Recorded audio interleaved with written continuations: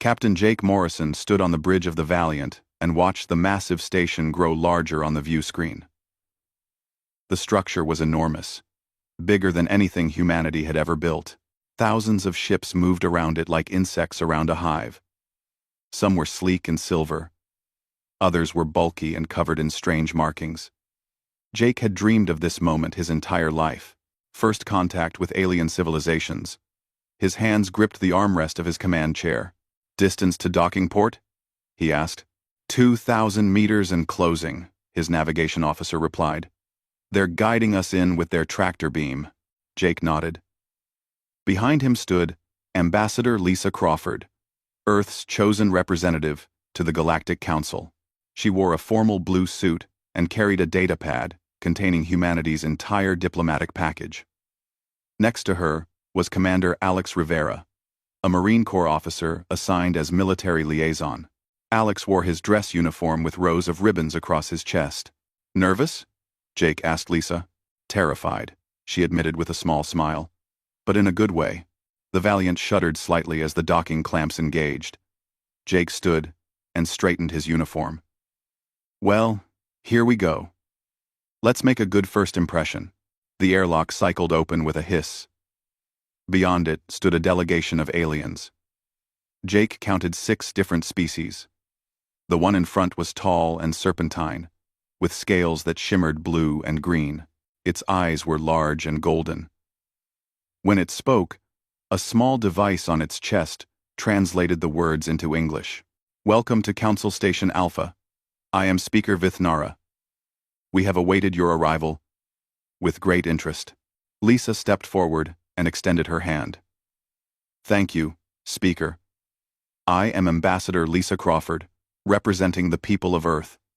This is Captain Jake Morrison and Commander Alex Rivera."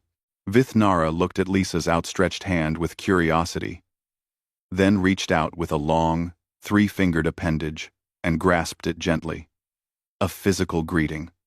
How delightful. "Please follow me. The council is assembled to meet you."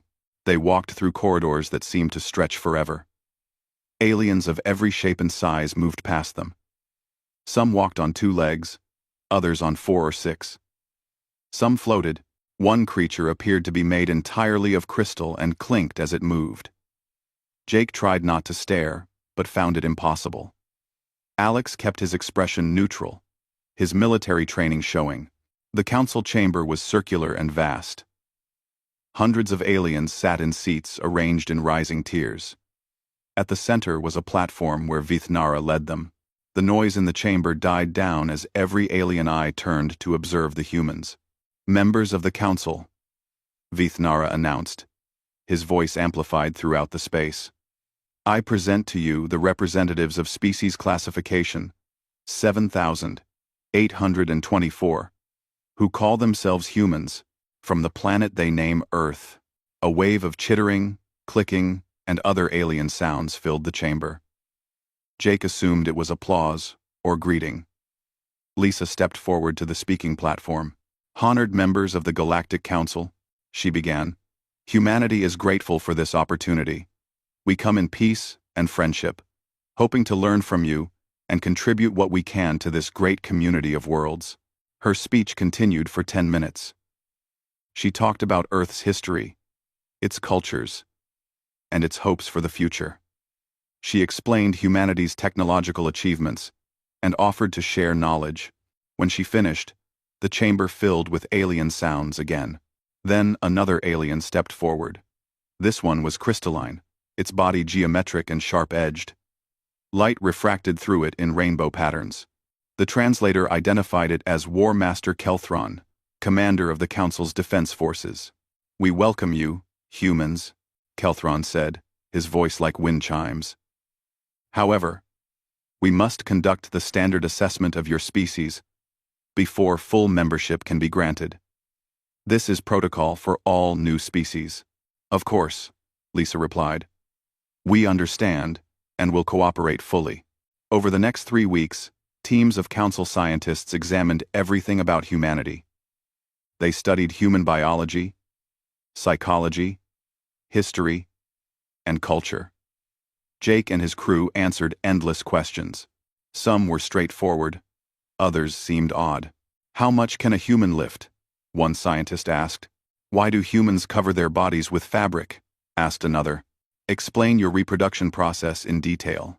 Alex found himself fielding questions about Earth's military.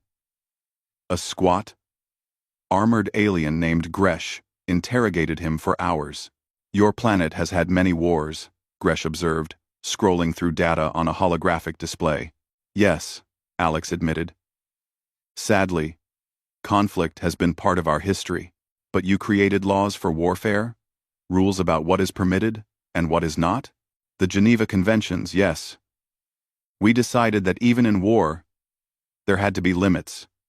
Protection for civilians, treatment of prisoners, banned weapons. Gresh made a notation. Interesting. You feared the consequences of unrestricted warfare. Alex frowned.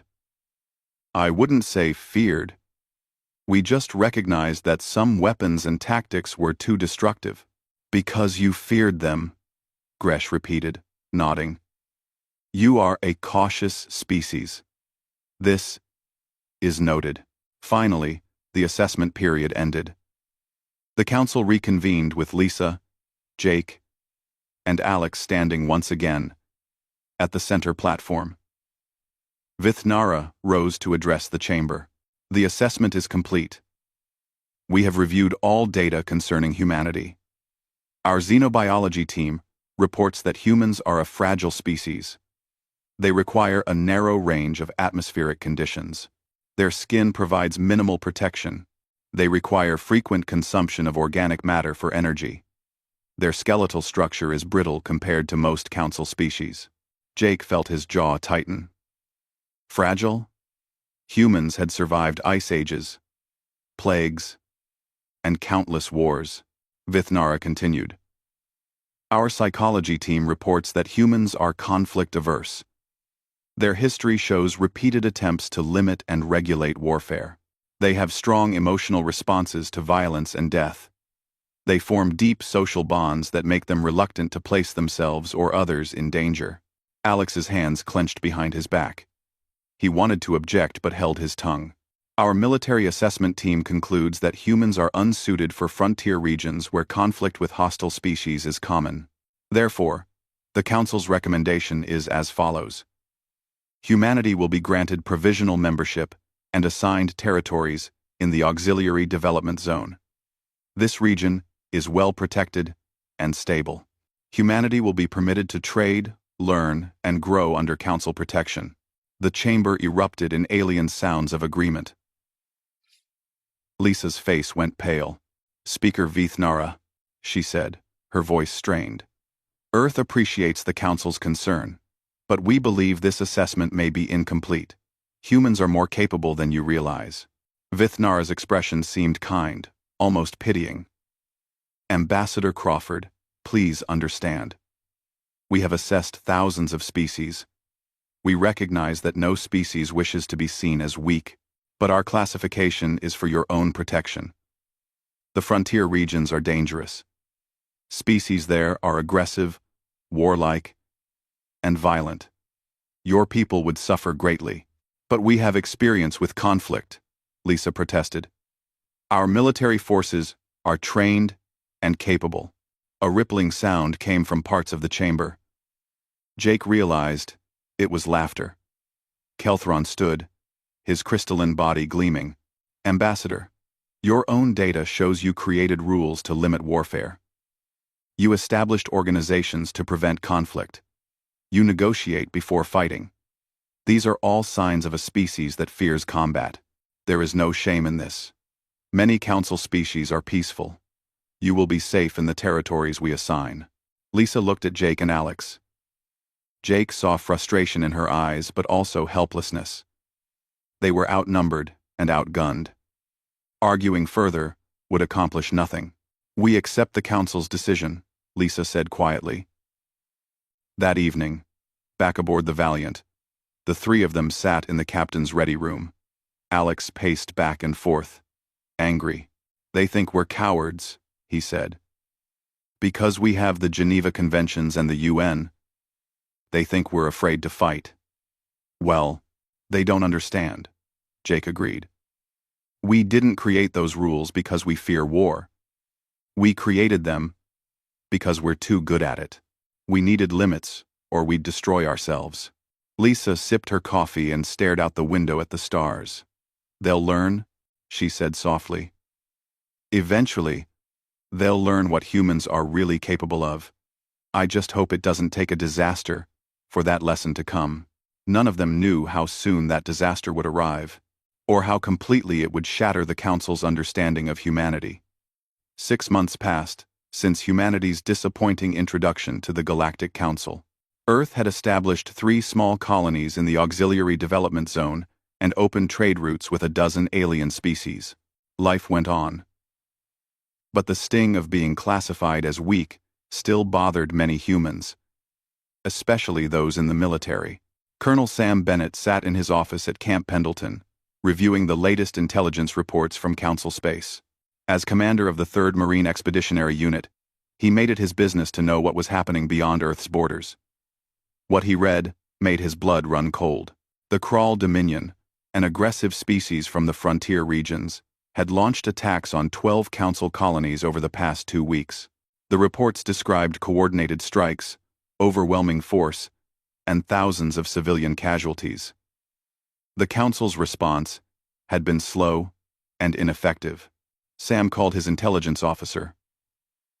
Lieutenant Chris Palmer. Get in here.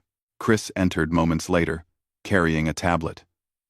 He was young, barely 25, but sharp as they came. Sir, you've seen the reports about the Kral attacks? Just finished reading them. What's the Council doing about it? Chris pulled up a tactical display. They're mobilizing fleets to each attack site. But their doctrine is slow. Sir, they send massive ships, surround the hostile forces, and wait weeks for surrender. It's siege warfare on a galactic scale. Sam frowned. Weeks? What about the civilians trapped in those colonies? That's the problem, sir. By the time Council fleets arrive and begin their siege protocols, most civilians are already dead or captured. The Kral don't negotiate. They attack, take what they want, and leave scorched earth behind. How many dead so far? Confirmed count is over 40,000, sir. And that's just what the Council has reported. Real numbers could be double that. Sam stood and walked to the window. Outside, Marines ran training drills in the California sun. They moved with precision and purpose, practicing skills that most species in the galaxy apparently didn't value anymore. What's the Council's next move? They've issued a call for support from all member species. Every Council member is supposed to send whatever assistance they can. And Earth? Chris hesitated. That's the thing, sir. The message specifically lists us under non-combat support roles only. They want medical teams, supply logistics, and evacuation assistance. No combat troops. Sam's jaw clenched. They still think we can't fight. Apparently so, sir. That afternoon, Sam video-conferenced with his battalion commanders. He laid out the situation in blunt terms. Lieutenant Maria Santos, one of his platoon leaders, spoke up first. She had served 2 tours in counterinsurgency operations before the space program recruited her. Sir, if I'm understanding this correctly, the Council is losing civilians by the thousands because they won't adapt their tactics? That's exactly what's happening, Lieutenant. And they won't let us help because they think we're too fragile? Correct again. Maria's expression hardened. That's unacceptable, sir. We have the training and capability to help those people.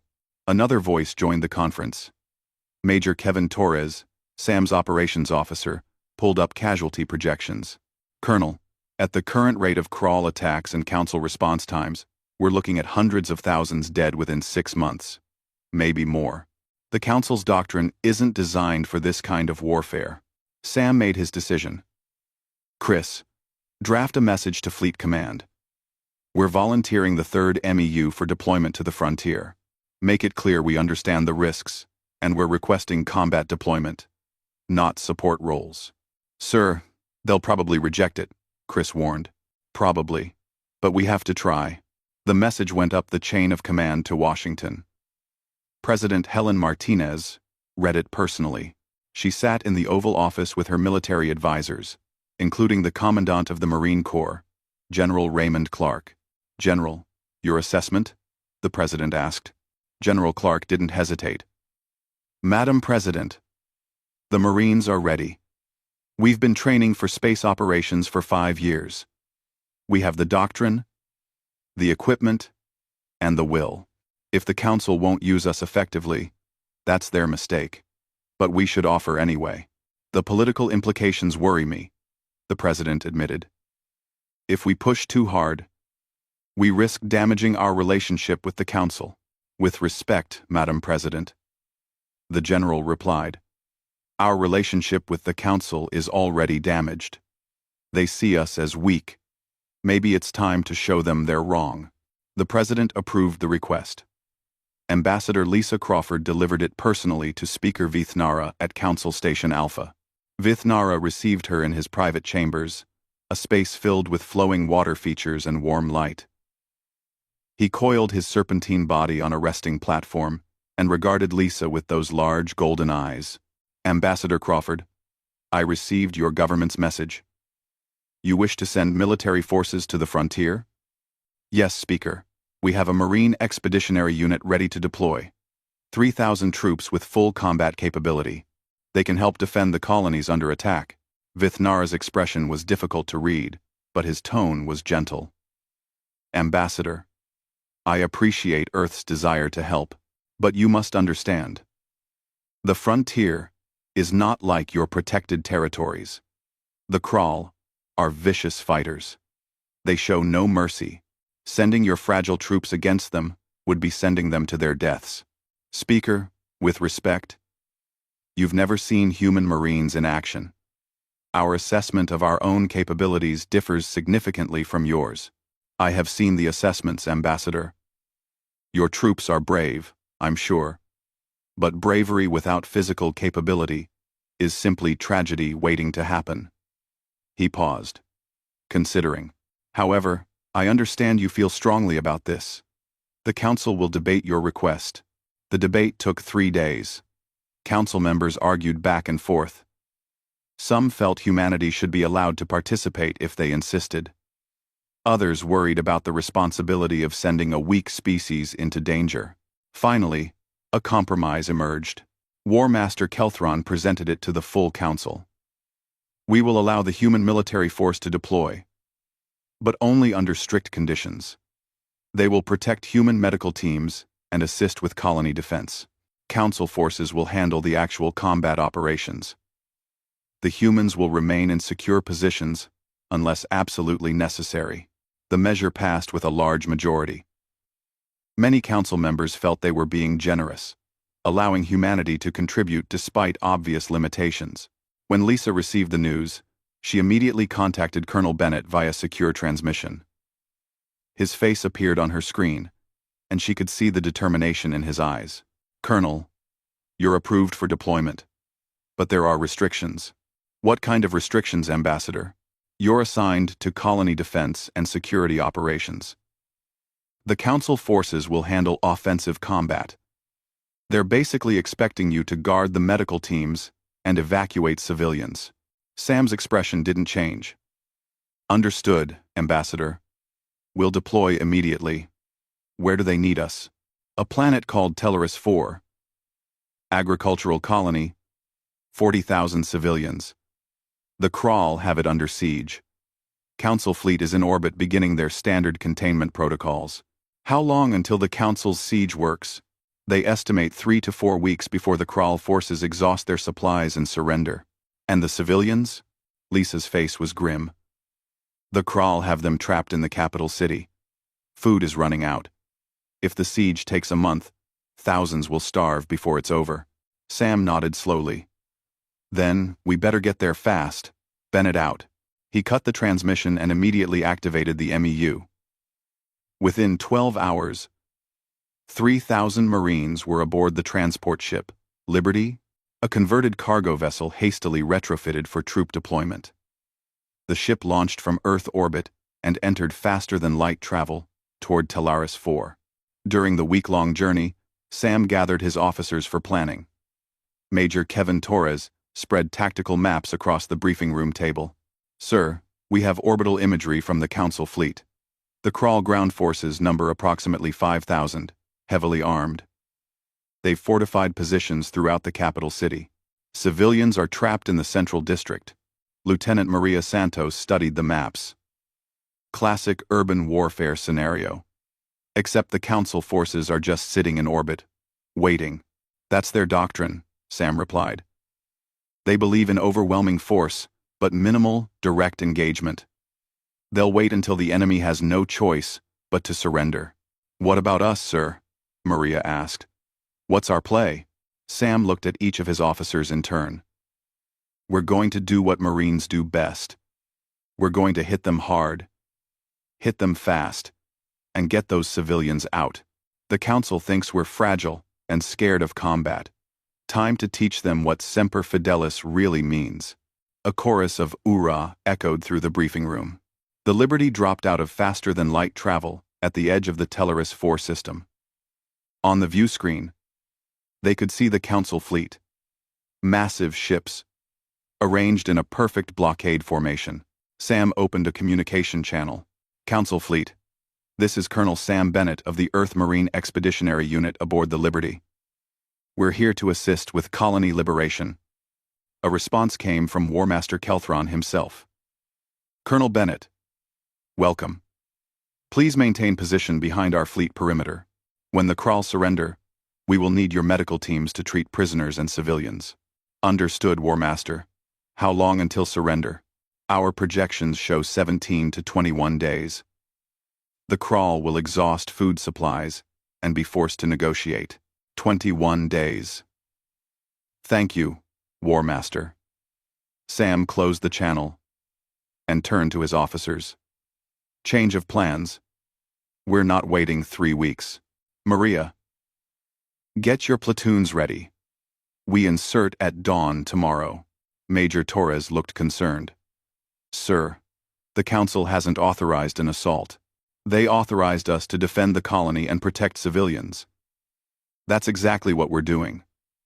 Sometimes you have to ask forgiveness instead of permission." Sam's expression was hard. "Those people down there don't have 3 weeks.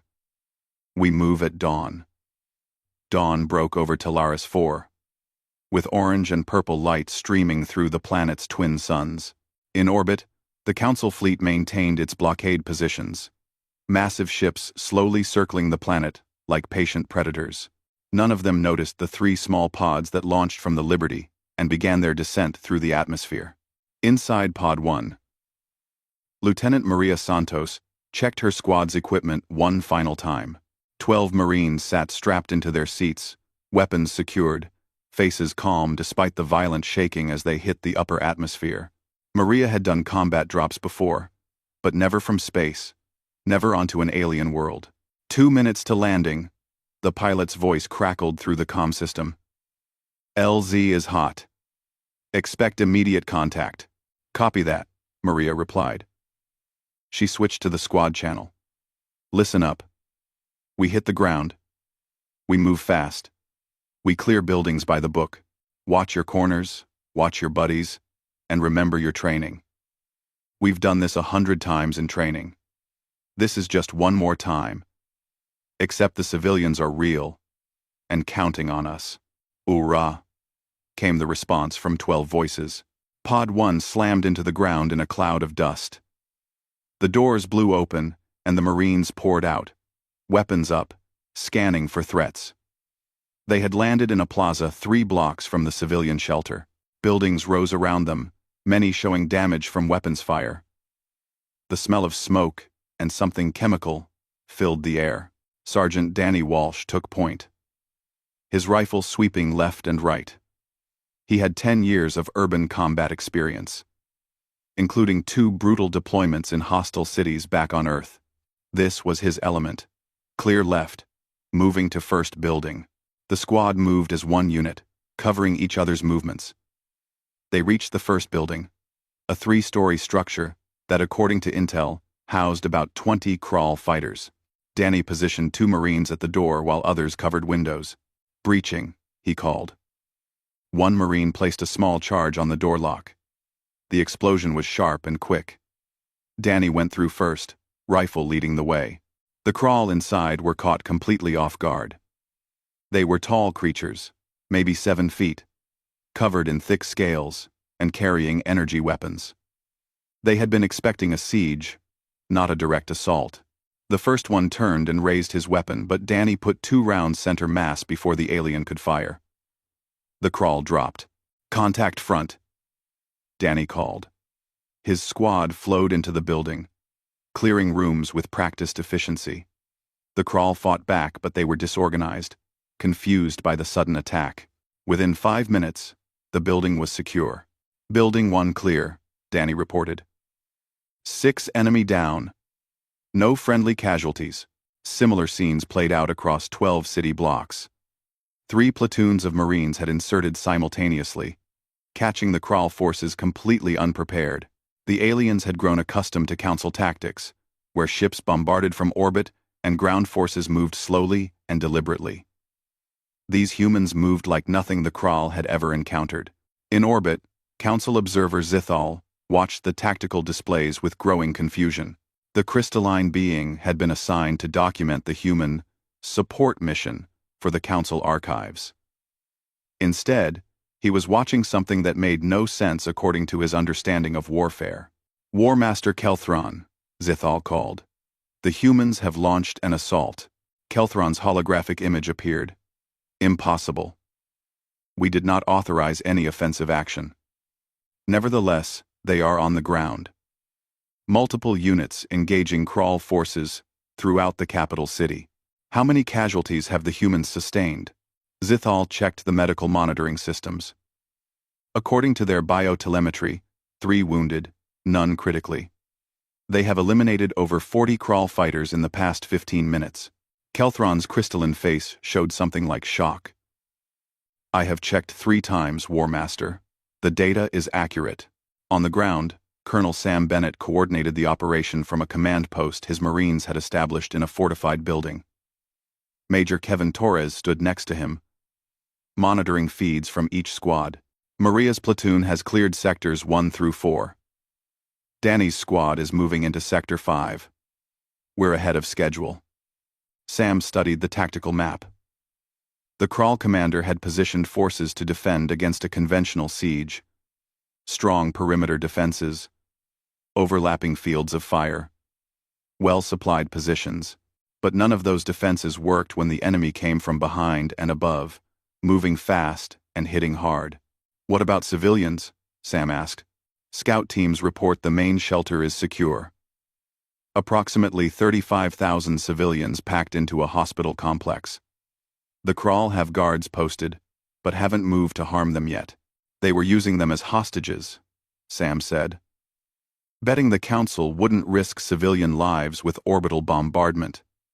Classic human tactic, actually. Except we don't bombard cities with civilians in them. We go in and get them." A communication request came through from War Master Kelthron. Sam accepted it. "Colonel Bennett, you launched an assault without authorization. This is a serious breach of protocol. War Master, with respect, you authorized us to defend the colony. That's what we're doing. I authorized defensive positions, not an offensive assault. You should have waited for Council forces to secure the area. Sir, those civilians don't have 3 weeks. They're running out of food and water. Some are wounded. We're trained for urban combat operations. We're getting them out today. Colonel, the crawl forces outnumber your troops. They have superior weapons and defensive positions. You will suffer catastrophic casualties." Sam looked at the tactical display. His Marines had already cleared half the contested areas with minimal casualties. "War Master, I appreciate your concern, but we've got this. Bennett out." He ended the transmission before Kelthron could respond. Major Torres raised an eyebrow. "Sir, you just hung up on the Council's supreme military commander. He can file a complaint later. Right now, we have a mission." What's the status on the civilian shelter? Maria's platoon is 2 blocks away. She's requesting permission to assault the crawl position guarding the hospital. Tell her she's cleared hot. And get me air support standing by. Maria received the authorization and gathered her squad leaders. The hospital was a large complex, surrounded by walls. Crawl fighters had established defensive positions at the gates and on the rooftops. Intelligence estimated 20 to 30 enemies. We're not going through the front door, Maria told her Marines. Danny, take your squad around the east side. Find a way over that wall. Second squad, you're with me. We'll create a diversion at the main gate while Danny flanks them. Danny nodded. Classic fire and maneuver. Got it, Lieutenant. They moved into position. Maria's squad opened fire on the main gate, suppressing the crawl defenders. The aliens returned fire with energy weapons that burned holes in walls and melted pavement, but the Marines used cover effectively, staying mobile, never giving the enemy a stable target. While the crawl focused on the main gate, Danny's squad scaled the east wall using climbing gear. They dropped into the hospital compound behind the enemy positions. Danny gave a hand signal and his Marines opened fire. Caught between 2 forces, the crawl defenders fell quickly. Gate secure, Maria reported. Inside, they found frightened civilians from a dozen different species. Most were humanoid, but some were completely alien. A few were injured. Many were crying or making distressed sounds. Maria switched on her translator. We're here to help. We're evacuating everyone to safe positions. Please remain calm and follow our instructions. A tall alien with 4 arms approached. You are the humans? The council said, you were too fragile for combat. The council was wrong, Maria replied. Now let's get you people out of here. The evacuation took 4 hours. Marines moved in teams, escorting groups of civilians through secured streets to landing zones where shuttles from the Liberty picked them up. Some of the stronger alien civilians helped carry wounded. Others carried children of their own species. Sergeant Danny Walsh led the last group out. An elderly alien with blue skin walked next to him, leaning on a cane. Young warrior, the alien said, I have lived through 3 wars. I have seen many species fight, but never have I seen any fight like you humans do. You move like water, always flowing, always adapting. The crawl did not know what hit them. Danny helped the old alien over some rubble. Just doing our job?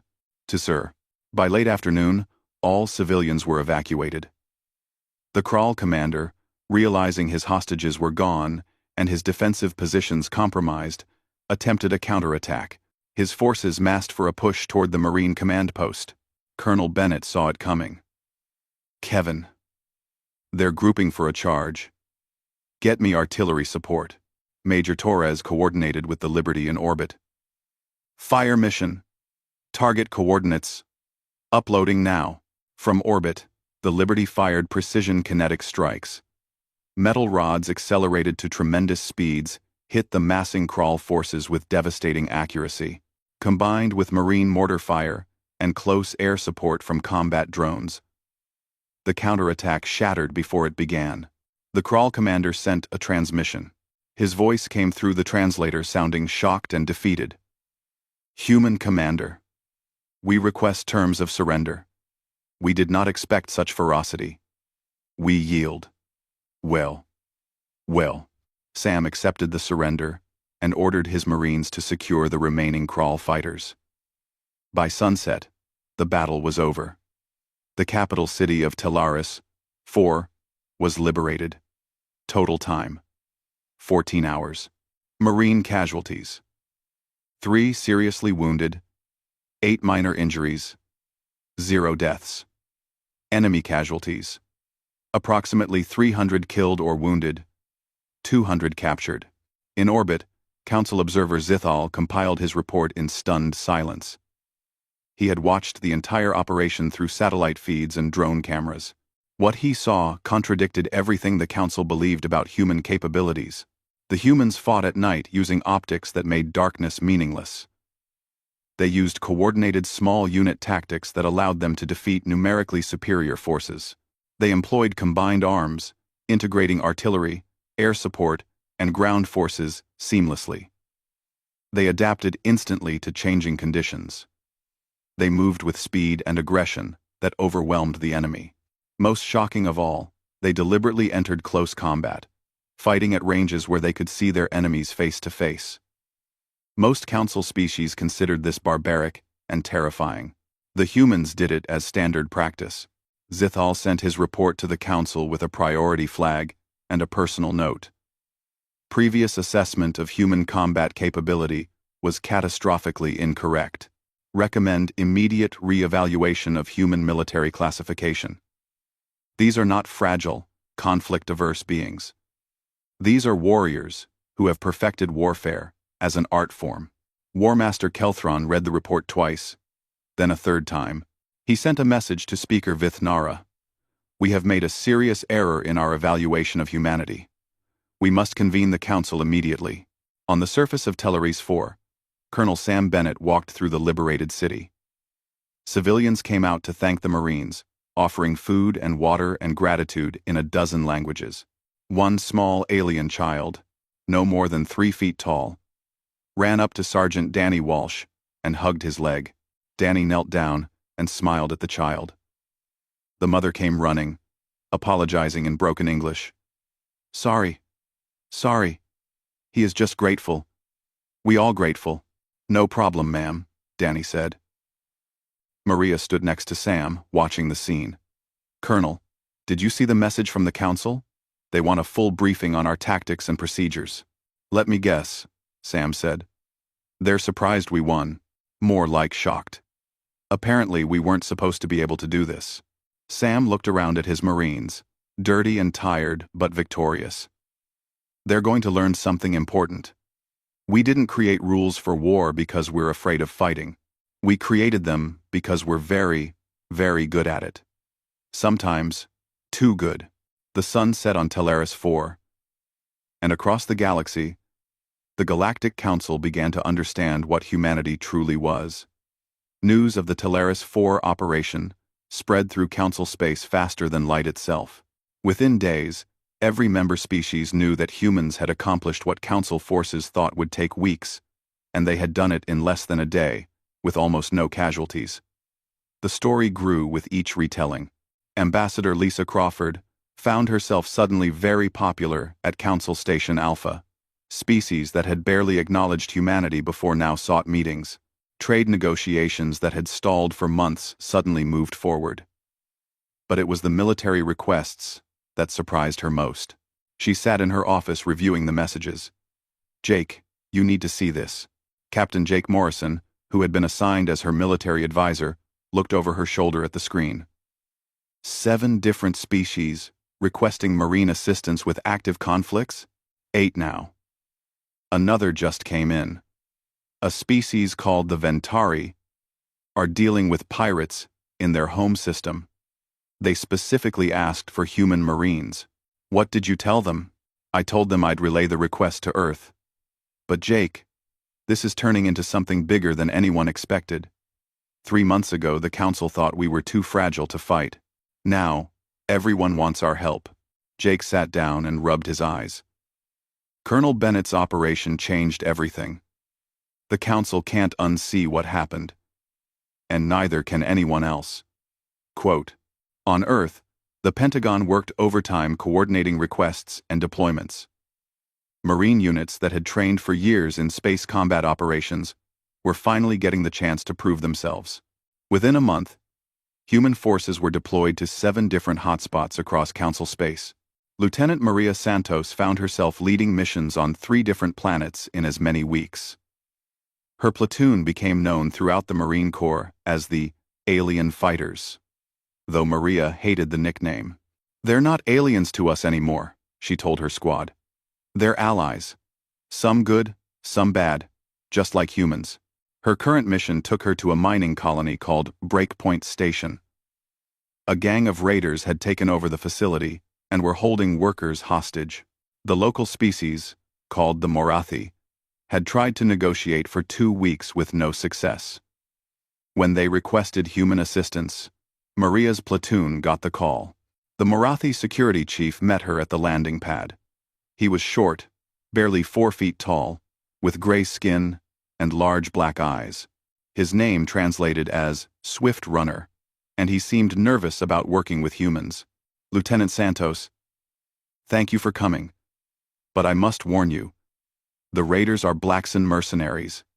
Very dangerous. They have military-grade weapons and no mercy." Maria studied the facility layout on her tactical display. How many hostages? 143 workers. Mostly Marathi, but some council species too. The Blacksons are demanding supplies and safe passage. Are you willing to meet their demands? Swift Runner's expression darkened. No. If we pay them, more raiders will come. This must end here. Good. Then here's what we're going to do. Read. Read. The reader. Reader. Reader. Reader. Reader. Reader. The raid happened at midnight station time. Maria's Marines inserted through a maintenance tunnel the raiders didn't know existed. They moved silently through the station's lower levels, using thermal imaging to avoid detection.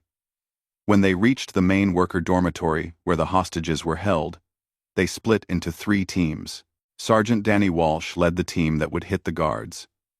He positioned his Marines with precision, each one covering a specific target. On Maria's signal, they struck. The Blackson guards never knew what happened.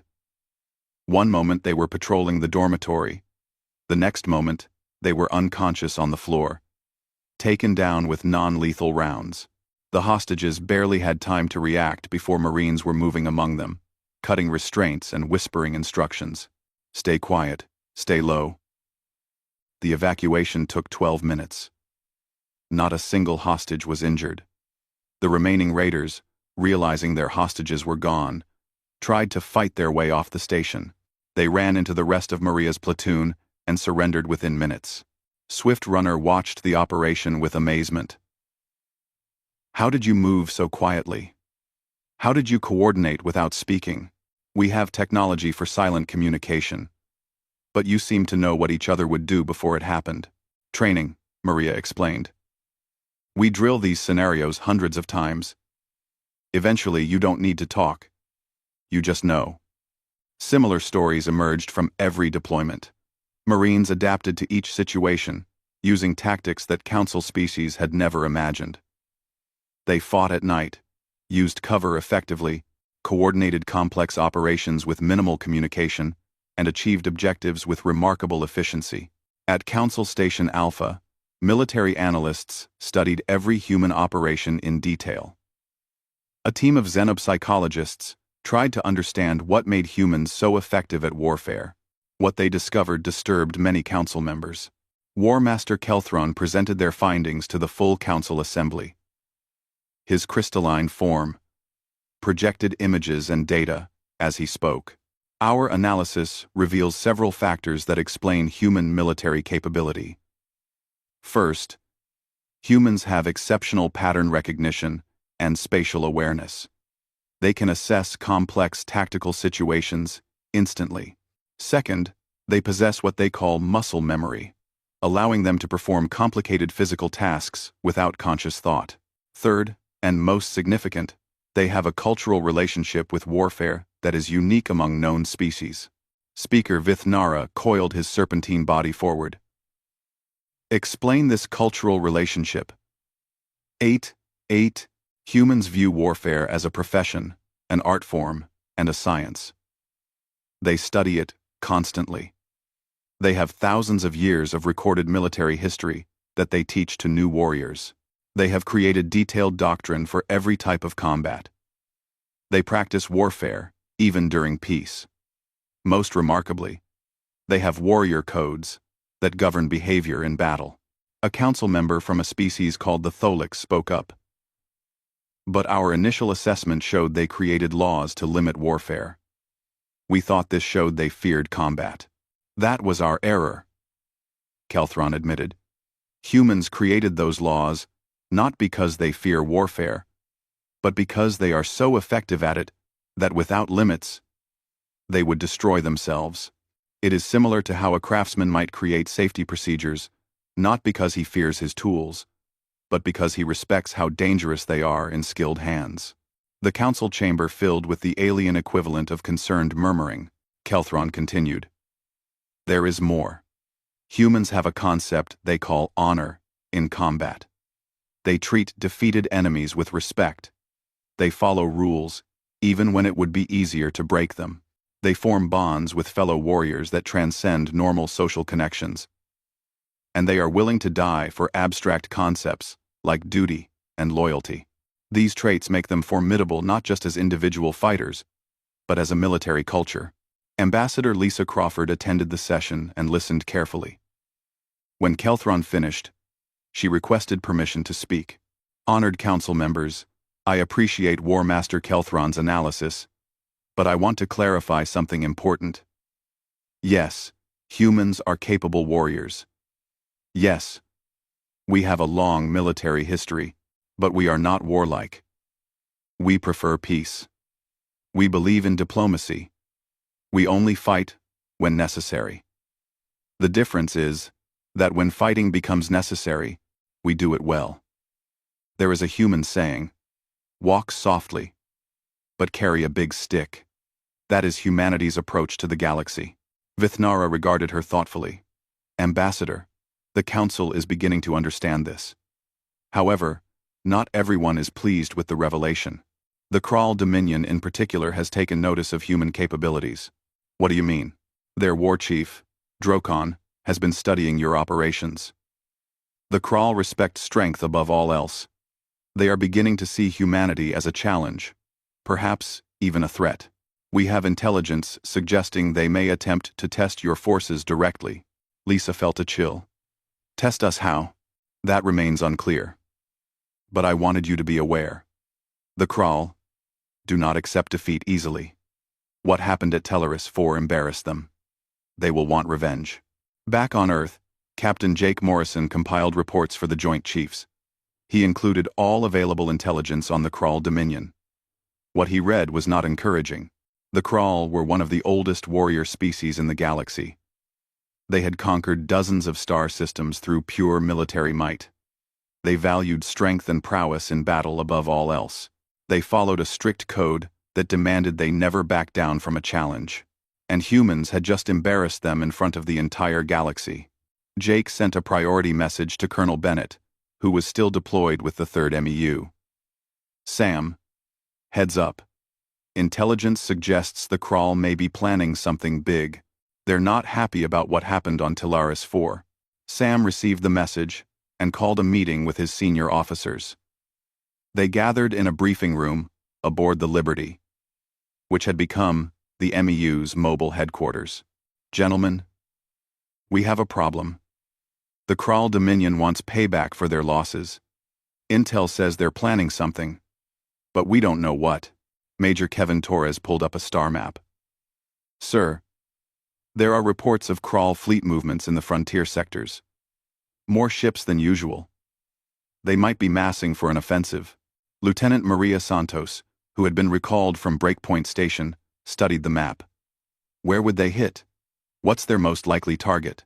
That's the question, Sam replied. The Kral have hundreds of potential targets. Council worlds, trade routes, military stations. They could strike anywhere. 2 days later, they got their answer. A message arrived from Kral War Chief Drokon himself, transmitted on open channels so everyone could hear it, to the human warriors who claim superiority in combat. I am Drokon, War Chief of the Kral Dominion. You have defeated our forces through ambush and trickery. You have not faced us in true battle. I challenge you to face me at Krell 9, the fortress that has never fallen. Come and prove your worth. Or admit you are only skilled at fighting from shadows. The choice is yours. The message ended. Sam looked at his officers. Well, that's direct. The rect is off. 1. It's a trap, sir, Kevin said. Has to be. They want to lure us into a prepared position. Probably. Sam agreed. But if we don't accept, It looks like we're backing down. And the whole galaxy is watching. Maria spoke quietly. What's Krell 9? Sam pulled up information on his screen. Krall Fortress World. They've held it for 300 years. The Council has tried to take it 4 times. Each attempt failed with heavy losses. It's considered impregnable. So if we take it, we prove we're as good as we think we are. If we fail, the Krall get their revenge, and humanity's reputation is destroyed. That about sums it up, Lieutenant. Sam stood and walked to the viewport, looking out at the stars. Get me a line to Earth. I need to talk to the President. Because if we're going to do this, we're going to need everything we've got. 3,000 miles away on Earth, President Helen Martinez received the call. After hearing Sam's report, she convened the National Security Council. The decision they made would determine humanity's place in the galaxy. The journey to Krell 9 took 8 days. During that time, 3 more Marine battalions joined Colonel Sam Bennett's force, along with air support, wings, and naval assets. The combined human task force included over 10,000 troops, 40 spacecraft, and enough firepower to level a small moon. It was the largest military operation humanity had ever mounted beyond Earth's solar system. Sam stood on the bridge of the Liberty and watched the fortress world grow larger on the view screen. Krell 9 was a gray planet, with minimal atmosphere and no native life. The Krall had built their fortress into a mountain range that stretched across an entire continent. Massive walls, energy shields, weapon emplacements, and underground bunkers made it nearly impossible to assault. Impressive, Major Kevin Torres said, standing beside him. No wonder the Council never took it. The Council uses fleet bombardment and siege tactics, Sam replied. Neither works well against a fortress this heavily defended. But we're not the Council. Captain Jake Morrison had arrived from Council Station Alpha to serve as liaison between the task force and the Council observers. He looked worried. Sam, you know half the galaxy is watching this, right? Every species has sent observers. If we fail, humanity's reputation is finished. Then we better not fail.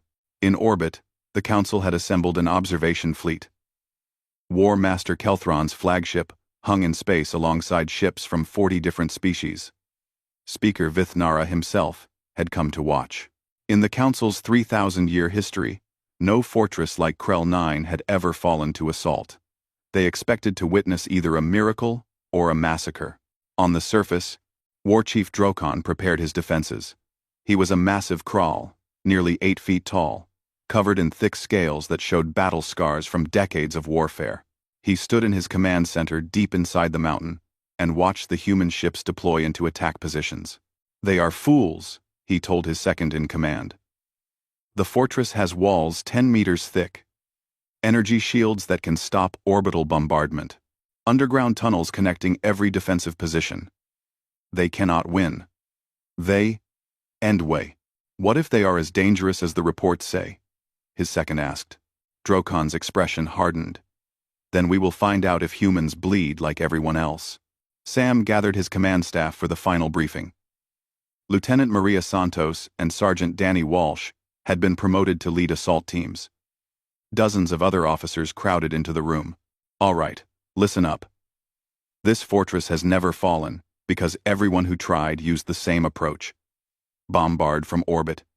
Send in ground troops when the shields fail. Fight through prepared defenses. We're doing something different. He activated a holographic display showing the fortress in 3 dimensions. Intelligence has identified the shield generators here, here, and here. They're powered by reactors deep underground. We can't destroy them directly. How? Maria asked. Cyber warfare. We're going to hack their computer systems. Create glitches in the shield grid. It won't bring the shields down, but it will create gaps we can exploit. Lieutenant Chris Palmer, the intelligence officer, took over.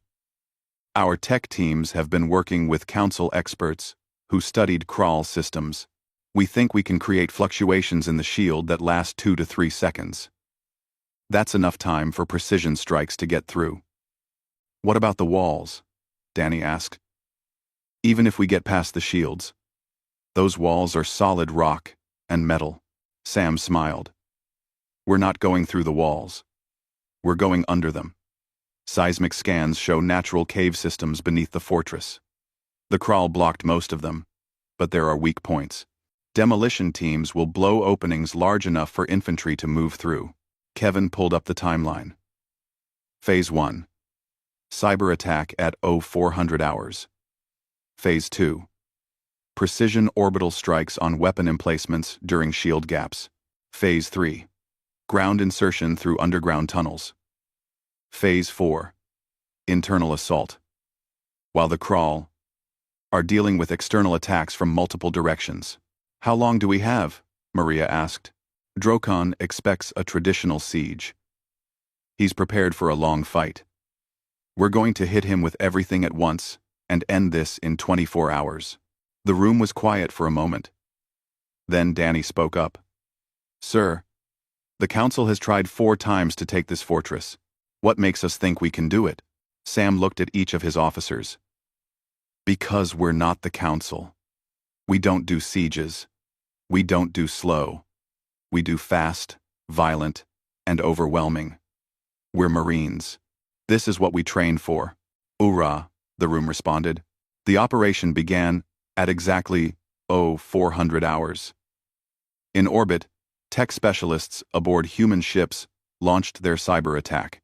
Kral computer systems, designed to resist physical assault, had never been hardened against advanced electronic warfare.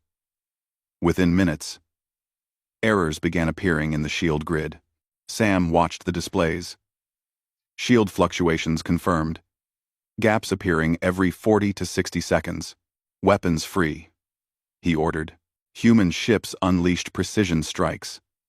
Kinetic rounds and missiles slipped through the shield gaps, hitting weapon emplacements with pinpoint accuracy. The Kral had never experienced anything like it. Their shields remained up, but somehow weapons were getting through. On the surface, Draken's command center lit up with alarms. Report. Shield integrity holding, but we're taking hits. Weapon towers 3, 7, and 12 are destroyed. Long-range batteries 6 and 9 are damaged. How are they getting through the shields? Unknown, War Chief. Drokon snarled. Launch fighters, clear those human ships from orbit. Kral fighters streamed from underground hangars. They were fast and deadly, armed with energy weapons and missiles. But as they climbed towards space, they encountered human combat drones, supported by piloted fighters. The space battle was brief and brutal. Human pilots, using tactics developed from centuries of atmospheric combat, outmaneuvered the Kral and shot them down in waves. While the Kral focused on the external threat, the real attack was happening underground. Maria led 3 companies of Marines through natural caves toward the fortress foundations. They moved in darkness, using night vision equipment that turned the caves into green-lit tunnels. They reached the first barrier, a reinforced wall the Kral had built to seal the cave system. Danny's demolition team placed charges with precision. Fire in the hole. The explosion was controlled but powerful. The wall cracked and crumbled. Marines poured through, weapons ready. They encountered the first Kral defenders in an underground chamber. The fight was close and vicious. Kral soldiers were tough and strong, but Marines used superior tactics and coordination to overwhelm them. Chamber secured, Maria reported. Moving to next objective. 2. They advanced through the underground complex, clearing rooms and tunnels. The Kral fought hard, but they were defending against an attack from a direction they never expected. More Marine units entered through other tunnel systems. Within 2 hours, human forces controlled the lower levels of the fortress. Drokon realized the danger. They're inside! How did they get inside? The tunnel systems, War Chief. They came from below. Seal the lower levels. Trap them down there. Too late, sir. They're already moving up. The battle shifted to the fortress interior. Marines and Kral fought through corridors and chambers. The close-quarters combat favored the Marines, who had trained extensively for urban warfare. They used grenades, breaching charges, and coordinated fire teams to clear each level. Sergeant Danny Walsh led his squad up a stairwell toward the command center. They encountered heavy resistance. Krall soldiers held the high ground and poured fire down the stairs. Danny pulled back and called for support. "This is Walsh. Need suppression on the upper landing." A Marine with a heavy weapon moved up and fired burst after burst up the stairwell. Under covering fire, Danny's squad rushed up and engaged the Krall defenders at close range. The fight was savage. One Marine went down, wounded. Danny himself took a glancing hit that burned through his armor but missed flesh. They pushed through. Upper level secured. Casualties, 1 wounded. Continuing to objective. In the command center, Drokon made his decision. He could surrender and live in shame, or fight to the end. He chose to fight. Gathering his personal guard, 20 of the toughest Krall warriors, he prepared for a final stand. When Danny's squad breached the command center door, they walked into a prepared ambush. Krall warriors opened fire from covered positions. 2 Marines went down in the first seconds. Danny rolled behind cover and assessed the situation. "We're pinned. They've got the whole room fortified." Maria's voice came through the comm. "Hold position. I'm bringing reinforcements." 2 more squads arrived. Maria coordinated a combined assault. Marines suppressed the Krall positions from multiple angles, while a fire team maneuvered around the flank. The room erupted in weapons fire, smoke, and shouted orders. Drokon himself stood at the center of his warriors, firing an energy rifle that melted holes in Marine armor. He was enormous and fearless. When his rifle ran dry, he drew a massive blade and charged. Danny intercepted him. The Krall warchief swung his blade with incredible force. Danny dodged and fired, his rounds hitting Drokon's armor and staggering him. The Krall warrior was wounded but kept fighting. Finally, as more Marines converged, Drokon realized the battle was lost.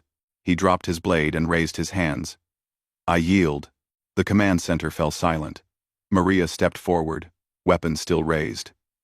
"You surrender the fortress?" "I surrender everything," Drokon said, breathing heavily. "You have won. I did not think it possible, but you have won." The battle for Krell 9 was over. Total time, 18 hours. The fortress that had never fallen in 300 years now belonged to humanity.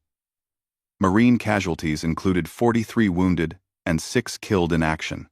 Krall casualties were much higher, but thanks to Marine medical teams, most of the wounded survived. In orbit, the Council observation fleet sat in stunned silence. War Master Kelthron finally spoke to his staff. "Record everything. The Council must know what happened here. Humanity is not just a military power. They are possibly the finest warriors in known space." Speaker Vith Nara sent a message to Ambassador Lisa Crawford. "Ambassador, the Council requests an emergency session. We need to discuss humanity's status within our organization." 3 days later, the Council convened at Station Alpha.